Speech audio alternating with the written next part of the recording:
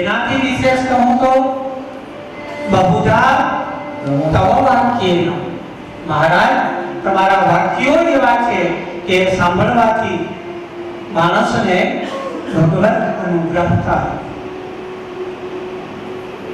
નારદજીએ કહ્યું કે હું ત્યાં ઊભો રહ્યો આ સ્ત્રીની પાસે, મેં પૂછ્યું કાશીત્વમ કાવિમો હે પદ્મલોચના,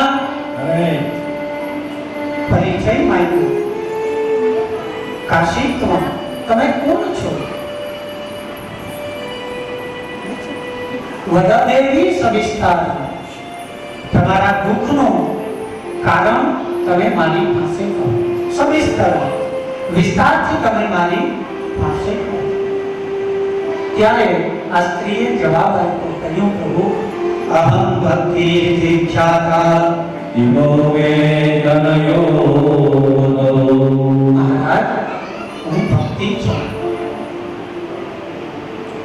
આ બે જે સુતા છે એ મારા પુત્રો છે. કોણ? જ્ઞાન અને વૈરાગ્ય. નારદજીએ કહ્યું કે મેં જોયું એટલે મને આશ્ચર્ય થયું. ભક્તિ મહારાણીએ કહ્યું કે સાંભળો મહારાજ, હું મારા ઉત્પત્તિથી તમને કહું છું. ઉત્પન્ના દ્રવિડે સાહુ. મહારાજ હું દ્રવિડ દેશમાં ઉત્પન્ન થઈ. વૃદ્ધિ કર્ણાટકે ગતા. કર્ણાટકમાં મારી વૃદ્ધિ થઈ.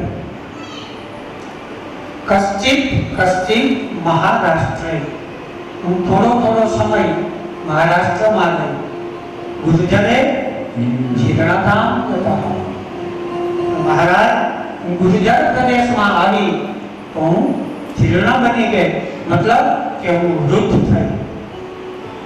ગુજરાતમાં ઘણી જગ્યાએ આપણને એવું સાંભળવા મળે છે કે આપણો જે આ પ્રદેશ છે આ ગુર્જર, આ ગુજરાત.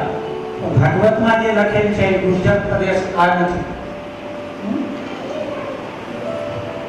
કાશીથી થોડે દૂર ડુંગરાળ પ્રદેશ છે જેને ગુર્જર પ્રદેશ કહેવાય છે.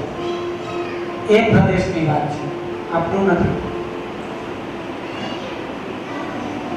અને શબ્દ શું બોલ્યા ભક્તિ મહારાણી કે ગુર્જરે જીર્ણતામ ગતા. ગુજરાતમાં જઈ અને હું વૃદ્ધ થઈ ગઈ. જો ભક્તિ ગુજરાતમાં વૃદ્ધ હોય તો દ્વારિકાના કાંઠે ભગવાન ગોકુળ છોડી અને અહીંયા રહેવા ન આવે, જ્યાં ભક્તિ ન હોય તો. માટે આપણા પ્રદેશની વાત નથી. ભક્તિ મહારાણીએ કહ્યું કે મહારાજ ત્યાંથી હું ચાલતી કરી ધન્યમ વૃંદાવનમ.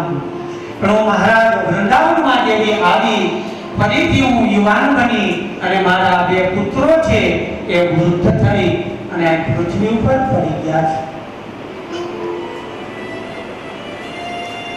તો આ બે મારા પુત્રો છે. કોણ? જ્ઞાન અને વૈરાગ્ય. એનો મતલબ એ થયો કે વૃંદાવનની અંદર જ્ઞાન અને વૈરાગ્યની કોઈને જરૂર નથી. માત્ર ભક્તિ ઉપર આખું વૃંદાવન જીવે છે. ને વાત પણ સાચી છે. જ્યાં ભક્તિ હોય ત્યાં ભગવાન હોય. જ્ઞાન અને વૈરાગ્ય આ બે આપણામાં આવે એટલે આપણને પ્રશ્ન કરવાની ઈચ્છા થાય. પ્રશ્નોત્તરી આપણા મનમાં ઉત્પન્ન થાય કે ભાઈ આ સંશય થાય છે તો આનું નિરાકરણ કરું. હું કોઈને પૂછું. ભક્તિ હોય તો જે જગ્યાએ ભક્તિ છે ત્યાં પ્રેમ છે, અને જ્યાં પ્રેમ છે ત્યાં પ્રશ્ન નથી.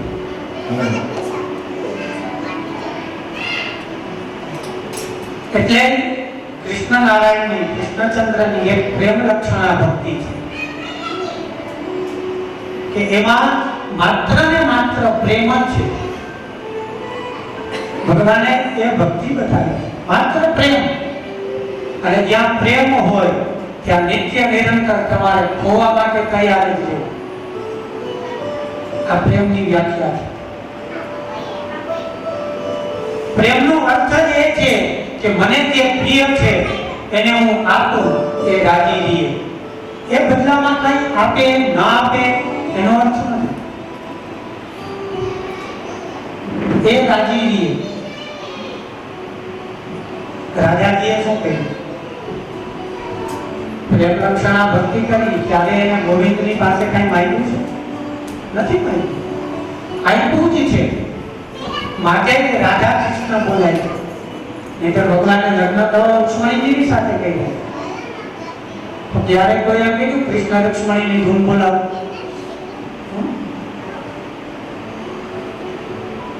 પ્રેમમાં દુઃખ છે પણ ઈશ્વર છે. અને પ્રેમ ત્યારે થઈ જાય ત્યારે પછી કોઈ વસ્તુ મેળવવાની ઈચ્છા થતી જ નથી. ત્યાં તૃપ્તિ મળે. ભક્તિએ કહ્યું કે મહારાજ આ બે પુત્રોને મારે જાગૃત કરવા છે. સ્વાભાવિક છે કે માં વૃદ્ધ હોય અને દીકરા યુવાન હોય. અહીંયા માં યુવાન છે અને દીકરા વૃદ્ધ છે. નારદજીએ પરિશ્રમ કર્યો. નારદે કહ્યું કે દેવી તું ચિંતા ન કર. તમે જે જગ્યાએ છો એ જગ્યા કેવી છે? તો કે ધનિયમ વૃંદાવનમ તેના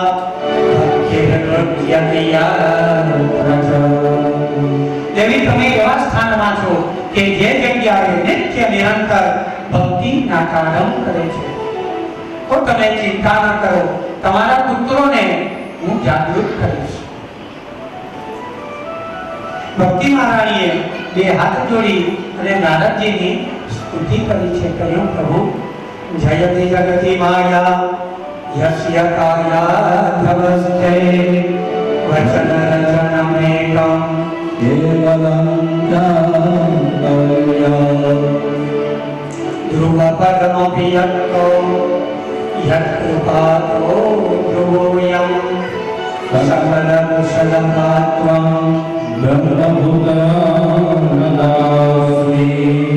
ભક્તિ મહારાણીએ કહ્યું કે મહારાજ નિત્ય નિરંતર તમે પરિક્રમા કરો છો. તમારા એક વચનથી ધ્રુવજીને અવિચળ પદની પ્રાપ્તિ થઈ. તો તમે કોઈ એવું વચનામૃત કહો કે જેનાથી મારા પુત્રો જાગૃત થાય. નારદજીએ કહ્યું કે દેવી તમે ચિંતા ન કરો. તમારા પુત્રોને હું જાગૃત કરીશ. નારદજીએ જ્ઞાન અને વૈરાગ્યની પાસે બેસી ચાર વેદનું પઠન કર્યું. જ્ઞાન અને વૈરાગ્ય જાગૃત થયા પણ બધા શું ખાય અને પાછા સુઈ ગયા. ઉપનિષદો બોલ્યા જાગૃત થાય, થોડો સમય જાગૃત રહીએ, પાછા સુઈ ગયા. ભક્તિ મહારાણીએ કહ્યું કે નારદ કેમ આમ બને છે? નારદજીએ કહ્યું કે તમે ચિંતા ના કરો. તમારા બંને પુત્રોને જાગૃત હું કરીશ. નારદજી ચિંતા કરે છે કે હું શું કરું કે આ જ્ઞાન અને વૈરાગ્ય જાગૃત થાય. એ સમયે દિવ્ય આકાશવાણી થઈ કે નારદ ઉદ્યમા સફલસ્તેયં ભવિષ્યતિના સંશયઃ. તમારો ઉદ્યમ સફળ થશે પણ એના માટે તમે શું કરો કે સત્કર્મ કરો. હવે સત્કર્મ શું કરવું એ ચિંતા નારદજીને છે કે હું કયું સત્કર્મ કરું જેનાથી આ જ્ઞાન અને વૈરાગ્ય બંને જાગૃત થાય. એ ચિંતામાં નારદજી પડતા હતા. એ સમયે સનત કુમારનું સમાગમ નારદજીને થયું. નારદે કહ્યું કે મારા દુઃખનું કારણ આ છે પણ હવે તમે મને મળ્યા છો તો મારા દુઃખનું નિવારણ હવે થશે. સનત કુમારોએ કહ્યું કે તમે ચિંતા ન કરો. જ્ઞાન અને વૈરાગ્યને આપણે જાગૃત કરશું. એના માટે શું કરવું તો કે એના માટે તમે શ્રીમદ ભાગવતની કથા કરો. નારદજીએ કહ્યું કે પ્રભુ ભાગવતજીની કથા કરીએ પણ સાંભળો. મેં વેદોનું પારાયણ કર્યું, 4 વેદનું પારાયણ, છતાં જ્ઞાન અને વૈરાગ્ય જાગૃત નથી થયા. ઉપનિષદો વાંચ્યા, જ્ઞાન અને વૈરાગ્ય જાગૃત થયા નથી. તો પ્રભુ જે ભાગવત છે એ વેદનો જ સાર છે. તો વેદ બોલવાથી જ્ઞાન અને વૈરાગ્ય જાગૃત ન થયા તો એ ભાગવત કરવાથી જાગૃત થશે? પ્રશ્ન કર્યો કુમારોએ, સનત કુમારોએ કહ્યું, તમારો પ્રશ્ન ઉત્તમ છે. સનત કુમારોએ કહ્યું કે મહારાજ, દૂધમાં ઘી છે, પણ ક્યારે એવું સાંભળ્યું છે કે દૂધથી દીવો પેટે? દૂધે દીવો ન પેટે. એ તો ઘી નાખો તો જ દીવો પેટે, નહીંતર દૂધમાં તો ઘી છે. એ બધાને કહ્યું કે દૂધને બગાડીએ, છાશનું ચીપકું પધરાવીએ તો એ દહીં થાય. દહીંને વળવામાં આવે, એમાં માખણ થાય. એ માખણને ગરમ કરવામાં આવે, એમાંથી ઘી થાય. એ ઘીથી દીવો પેટે. ડાયરેક્ટ દૂધ નાખીએ તો દીવો ન પેટે. સનત કુમારોએ કહ્યું કે મહારાજ, તમે જે વેદો ઉપનિષદોના પાઠ કર્યા એ દૂધ છે, પણ વેદવ્યાસજીએ એનું મંથન કરી અને જે ગ્રંથ બનાવ્યો એ ઘી રૂપી તમે દીવો પેટાવો તો જ જ્ઞાન અને વૈરાગ્ય બંને જાગૃત થશે. એ અમે તમને વિશ્વાસ આપીએ છીએ.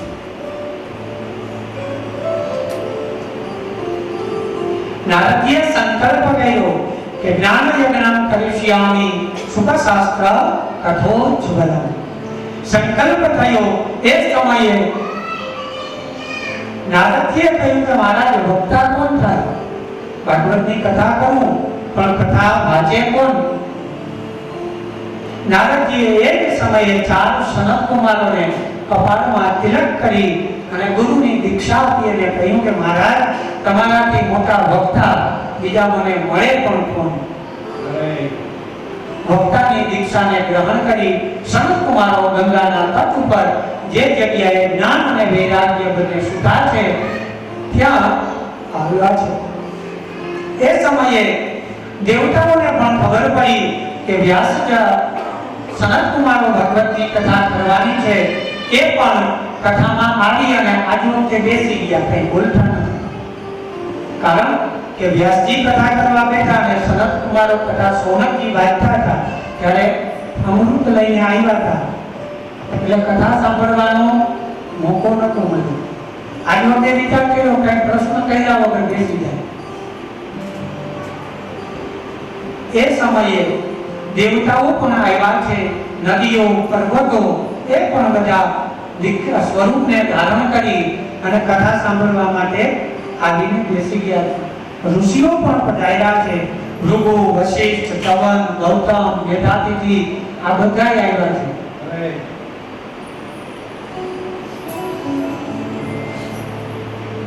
અમુક નતા, એને મનાવવા માટે નારદજી ગયા. ચાલો ભાઈ, કથા છે, તમે આવો. મતલબ આ રોગ અત્યારે છે એવું નથી, ત્યારે હતો. અત્યારે આપણા ઘરે આવો પ્રસંગ હોય તો 4 હગા રિહાઈ બેઠા હોય ને, ભાઈ સાહેબ બાપા કરીને મનાવવા જવા પડે ને, કારણ કે ઈ ના આવે તો ગગો ના બની. આપણને ખબર હોય કે આવશે તો એની ખુરશી નોખી જ રાખવાની છે. મતલબ એ ત્યારે હતું, આમાં નવું કાંઈ નથી. મેં પહેલા જ કીધું, ભાગવતની અંદર દરેક સમસ્યાનું સમાધાન ભાગવતમાં છે. નારદજી જઈ સમજાવી અને પાછા લઈ આવ્યા. કહ્યું કે ભાઈ, ભાગવતની કથા છે, આમાં આમંત્રણ ન હોય. સમજાવી અને લઈ આવ્યા. નારદજીને દીક્ષા આપી, મુખ્ય યજમાનની. કથાનો પ્રારંભ થયો. જય હો, નમઃ આવા શબ્દ વચ્ચે વચ્ચે બોલાય છે. સનત કુમારો કથાનો પ્રારંભ કર્યો. એ સમયે કથાની અંદર લાલા ચૂર્ણા પ્રસૂતાના અક્ષર ઉડે છે, અવિંદલાલ ઉડે છે, આ બધા ઉડવા લાગ્યા. એ સમયે વચ્ચે કથા પ્રારંભ થયો. સનત કુમારોએ કહ્યું કે નારદ, ભાગવતજીની કથા કેવી છે? તો કે મુક્તિ કડકલે સ્થિતઃ અરે અસ્થાનક ન્યાય આવ્યો. કોઈ માણસ આપણી પાસે આવે, આપણે કોઈ ઝાડની નીચે બેઠા હોય, આંબાના ઝાડ નીચે બેઠા હોય, કોઈ આવીને આપણને પૂછે કે ભાઈ કેરી ખાવી છે, તો આપણે એમ કહીએ કે આ ઝાડમાં છે લઈ લે. એ કયો ન્યાય થયો? આ તર્કશાસ્ત્ર છે. એ શું થયું?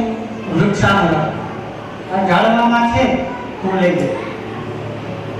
એ કેરી તોડી અને ચાલતો થાય, બીજો કોઈ વ્યક્તિ આવે એમ કે ભાઈ કેરી ખાવી છે, એટલે આપણી પાસે હોય આપણે લઈ અને પાત્રમાં રાખી હોય ત્યાં ઈશારો કરીએ તો સામે પાત્રમાં છે તો તું લઈ લે. એ પાત્રમાં લખી છે. ત્રીજો વ્યક્તિ આવીને એમ કહે કે ભાઈ કેરી ખાવી છે, આપણે એને ઉપાડી હાથમાં લઈ અને આપી દે કે લે ભાઈ આ કેરી તું ખાઈ લે, આનાથી તને તૃપ્તિ થશે. એ જ રીતે આ સનત કુમારોએ ભાગવતજી લઈ અને નારદને આપી દીધું કે આ વાંચો, આ સાંભળો, એટલે આનાથી મુક્તિ ચોક્કસ થશે. અરે આ અસ્થાનક ન્યાય છે. સનત કુમારે કહ્યું એકમ ભાગવતમ શાસ્ત્રમ મુક્તિદાનેન ગર્જયતિ. મુક્તિ આપવા માટેનો એક જ એવો ગ્રંથ છે કે જે ગર્જના કરે છે કે આવો મારી દીક્ષા લ્યો તો તમારી મુક્તિ થશે. ઉક્તમ ભાગવતમ નિત્યમ કૃતમ ચ હરિચિંતનમ. ભાગવત સાંભળવી હોય તો કેમ સંભળાય? ભાગવતમાં કોણ આવે? તો કે નારાયણ આવે. ભાગવત સાંભળવા માટે તો કે કપાળમાં ઠાકોરજીને ધરેલું ચંદનનું તિલક હોવું જોઈએ. ડોકમાં રચીજી હોવા જોઈએ. મુખમાં હરિસંકીર્તન હોવું જોઈએ. પછી કથા સાંભળીએ ને તો એ કથા આપણા સુધી પહોંચે. ચંદનનું મહત્વ છે. ચંદનનું મહત્વ છે. અને અત્યારે વિજ્ઞાન પણ કબૂલ કરે છે કે ચંદન કરવાથી શું થાય, કંકુનું તિલક કરવાથી શું થાય.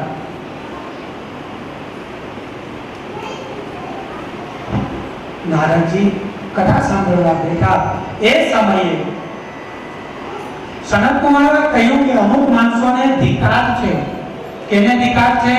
તો કે ધિક્તે નરમ પશુ સમમ ભૂમિભાર રૂપમ.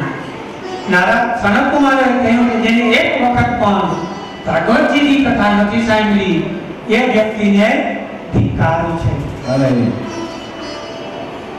કથાનો પ્રારંભ થયો. જેમ જેમ કથા વચાતી ગઈ એમ સનત કુમારે કહ્યું કે જે સમયે ભાગવતની કથાનો પ્રારંભ થયો, ઉત્તર દિશામાંથી ગંગાના તટ ઉપરથી સરસ મજાના ભક્તિના અવાજ આવ્યો. ભક્તિ મહારાણી સરસ મજાની ભગવાનની ધૂન બોલતા બોલતા ભક્તિ મહારાણી આવે છે. એમાં એક કૌતૂહલ છે કે એની સાથે એના બે પુત્રો જ્ઞાન અને વૈરાગ્ય એ પણ બંને જાગૃત થઈ અને કથામાં આવવા માટે તૈયાર હતા. હવે ભક્તિ આવે તો એની સાથે કોણ આવે? ભગવાન આવે. અને ભક્તિ જે જગ્યાએ હોય એ જગ્યાએ હરિસ્મરણ થતું હોય. ભક્તિ મહારાણી હરિસ્મરણ કરે છે. શબ્દ કયો બોલે? ભક્તિ નામમાં પહેલું નામ કયું છે? શ્રી કૃષ્ણ. ભાગવતમાં લખેલું છે. ભક્તિ મહારાણી ધૂન બોલ્યા છે. કઈ? શ્રી કૃષ્ણ ગોવિંદ હરે મુરારી નાથેતિ નામાની ભૂલપતિ. માટે આવી ધૂન બોલ્યું. શ્રી કૃષ્ણ ગોવિંદ હરે મુરારે હે નાથ નારાયણ વાસુદેવા. શ્રી કૃષ્ણ ગોવિંદ હરે મુરારી હે નાથ નારાયણ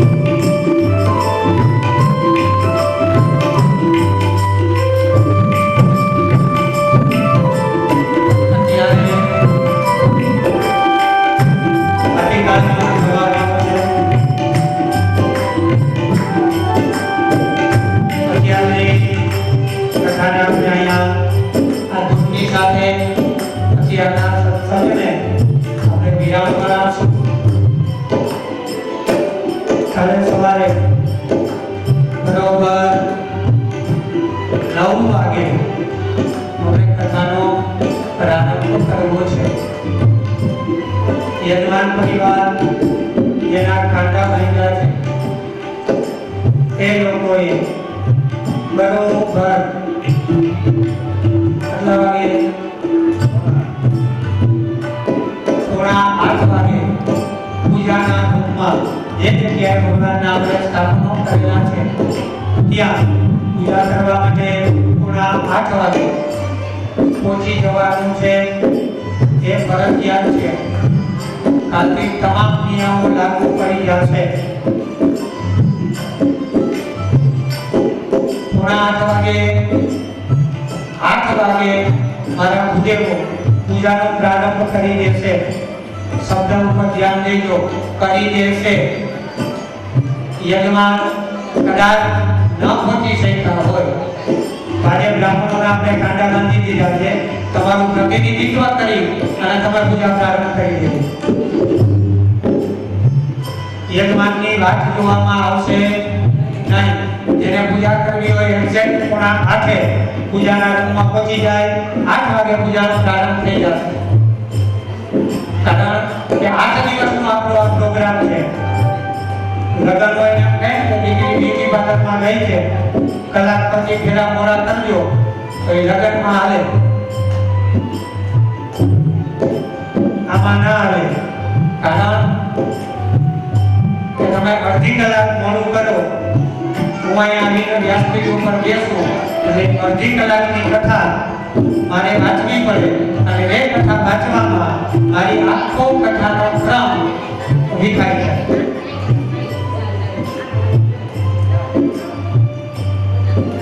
એ ક્રમ આપણે જાળવી રાખવો છે. એના માટે 8 વાગે પહોંચી જવાનું છે. પૂજા થઈ જાય, પાણી રેડાઈ જાય, પિતૃઓના પૂજન થઈ જાય, પછી જેને ત્યાં જવું હોય ત્યાં કથા નથી સાંભળી તો ત્યાં જવું હોય ત્યાં 8 વાગે એક્ઝેક્ટ પૂજાના રૂમમાં પહોંચી જવાનું. શ્રી કૃષ્ણ ગોવિંદ હરે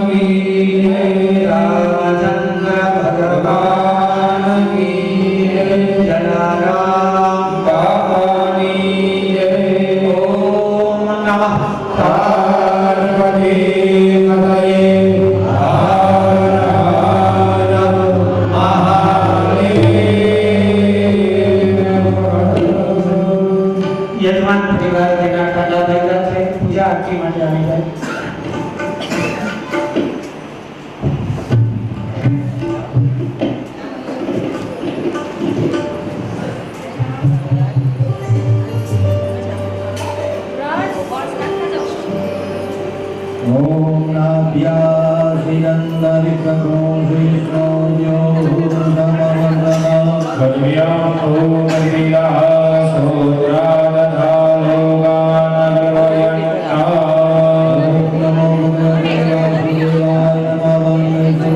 नीचे पुराण पुरुषोत्तमाय नमः निवेदयामि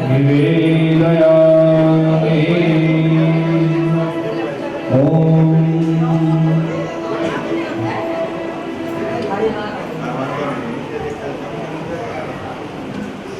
આગળ વહી જાઓ निवेद्य मंत्रे तुलसी पत्रं वा पुष्पं निराय ओम नमो भगवते वासुदेवाय नमः मूलमन्त्रे नरपतये नमः प्रोक्त्या देववान्नतिकृत्या व्यासपुत्रान्तरभ्य भोजये ओम प्राणाय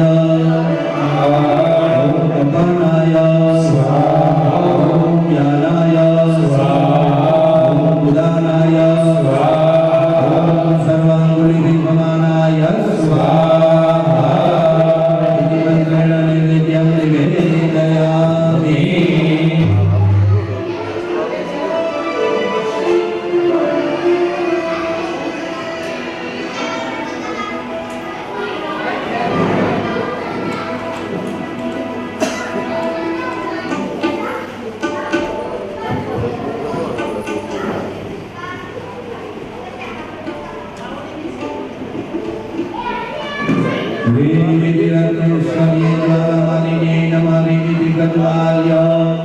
गन्धपुष्पाद्यं सम्पूज्य हृदयनाराधिक्यं जगदीश्वरे जय कानाकाना प्रभु नन्दनन्दना वीणी मोरलीमाला वीणी मोरलीमाला गोपीनाथ्या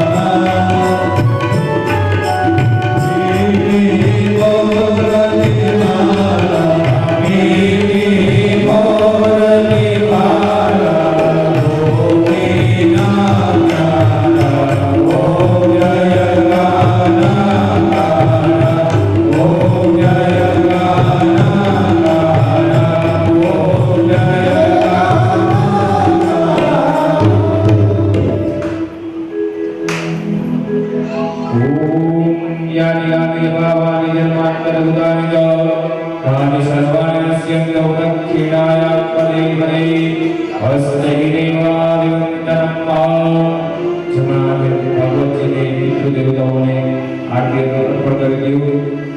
ત્યારબાદ તમે આગળ લેજો. આત્મકલ્યાણાર્થે આત્માભિવંદનમ સર્વે ભક્તજને દુર્યાત બધાને ત્યાં પાછળ આગળ કર્યું. હસ્તમ પ્રક્ષાલ્ય એક જણો લઈ ગયા. અંજલો બદવા મંત્ર પુષ્પાંજલિ ધારાય ઓમ જગણે નમયંત દેવા સ્થાનિ ધર્માણિ પ્રથમાન્યારન્ના દેહનાગમ મહિમાનઃ સદંત યત્ર ગુર્વે સત્યાઃ સંતિ દેવાઃ શ્રીમદ્ભગવદ્વાङ्मयि स्वरूपाय नमः મંત્રાક્ષતાને સમર્પયામિ.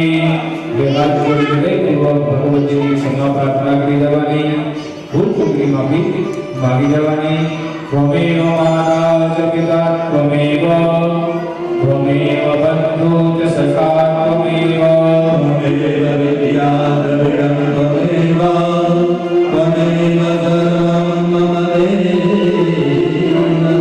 સમાગમ ગુરુ નમસ્કરોમિ પ્રદક્ષિણામ. ચાર પ્રદક્ષિણા આપણે ભગવતજીની કરવાની છે. ધૂળ સાથે ચાલો ચાલો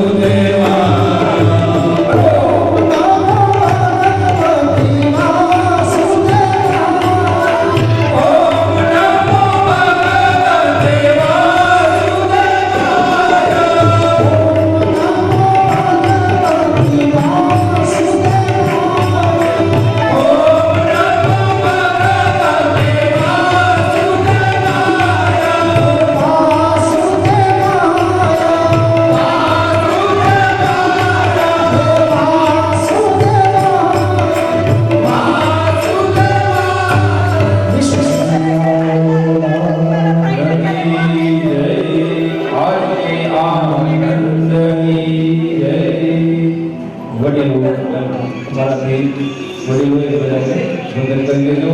ત્યારબાદ આ ઝવેરાની અંદર પાણી ભરી દેજો.